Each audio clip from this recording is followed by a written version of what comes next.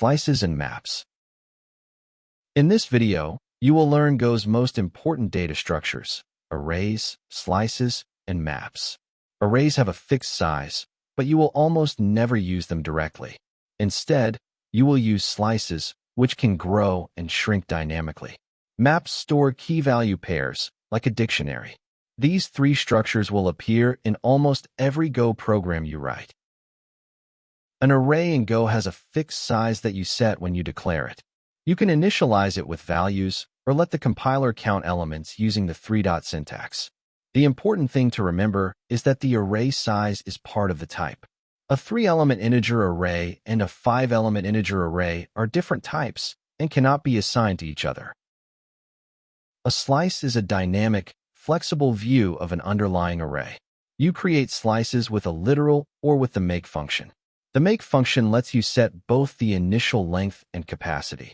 Length is how many elements the slice currently holds.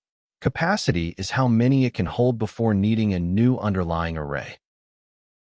Use append to add elements to a slice. It returns a new slice, so you must always assign the result back to the variable. You can append one element, multiple elements, or an entire slice using the three-dot spread operator. If you forget to assign the result, the new element is silently lost. This is one of the most common beginner mistakes. A slice has 3 internal fields, a pointer to the underlying array, the length, and the capacity. When you append beyond the capacity, Go creates a new array, usually double the size, and copies all elements over. This is why you should use make with an estimated capacity when you know the approximate size.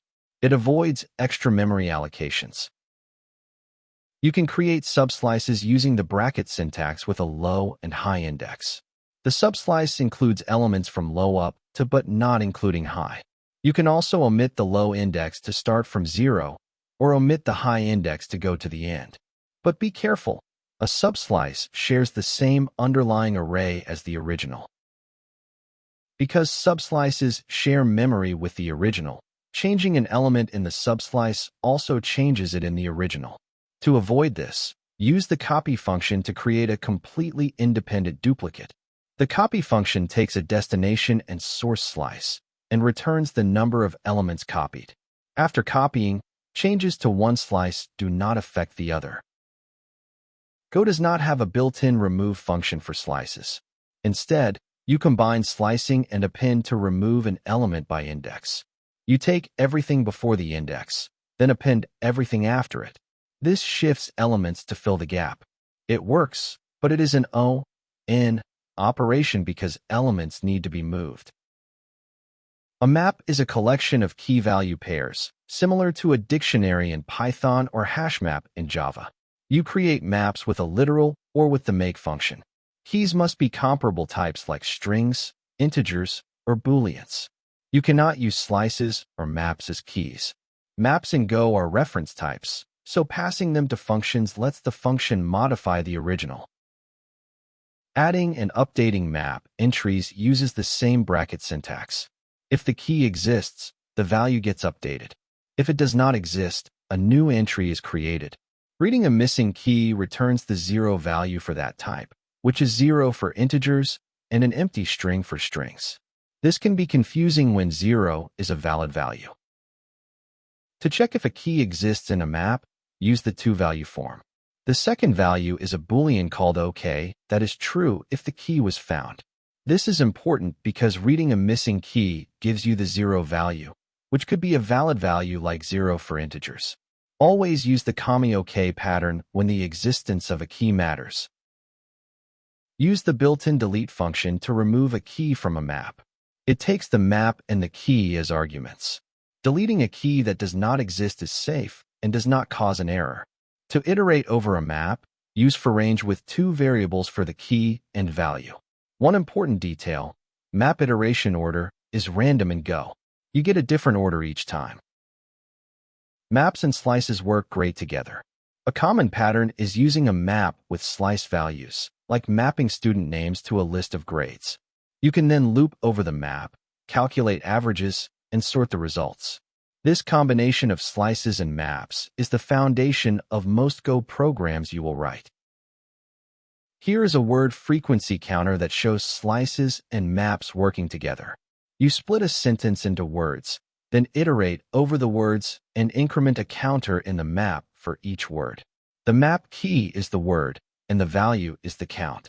This pattern appears in many real programs, from log analysis to text processing. The first common mistake is forgetting to assign the result of append.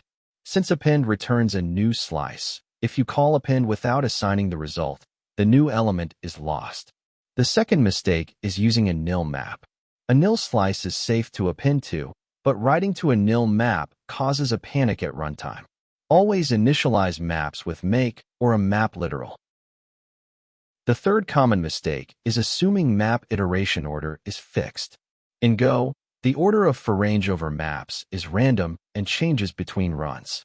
If you need sorted output, collect the keys into a slice, sort the slice, then iterate over the sorted keys. This is a deliberate design choice to prevent code from depending on a specific order. Let us review what we learned. Arrays have a fixed size and are rarely used directly. Slices are dynamic and use append to grow. Always assign the result of append.